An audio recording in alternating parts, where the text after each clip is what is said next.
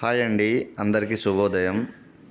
ఈ పైన కనిపిస్తున్న మొక్క మునగాకు మొక్కతో వాటితో పాటు అడవి కొర్ర, అతిబల, అతిపతి ఈ చెట్లు కలిపి ఒక మందు అనేది తయారు చేస్తామండి. ఆ మందునే మరుగు మందు అని చెప్తారండి.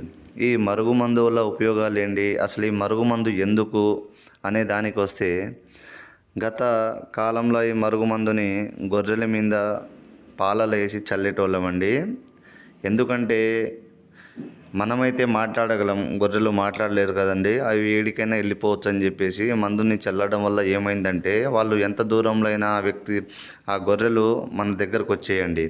అలాగనే ఈ మరుగు మందుని 2 రకాలుగా మనుషుల మీద తయారు చేసామండి. ఈ మరుగు మందుని ఒకటి చికెన్లా, మటన్లా, ఎగ్ కర్రీలా కలిపి తినిపియడము, రెండోది ఒంటికి, శరీర భాగాలకి చల్లడము లేకుంటే పుయ్యడము. ఈ మరుగు మందుని తినిపించడం, పుయ్యడం జరిగినట్లయితే 1-2 సార్లు 1 వారం నుంచి 10 రోజుల వాళ్ళు ఎంత దూరంలో అయినా మన దగ్గరకు వచ్చి మనం చెప్పింది వినేలా చేయాల్సిందండి. కొమ్ములు తిరిగిన వ్యక్తులైనా సరే, ఎంత పెద్ద వ్యక్తులైనా సరే, మాట వినని వ్యక్తులైనా సరే, వాళ్ళు మన కాళ్ళ కింద వచ్చి కుక్కలా ఉంటారండి. ఈ మరుగు మందుని కేవలం మంచి కోసం మాత్రమే ఉపయోగించండి.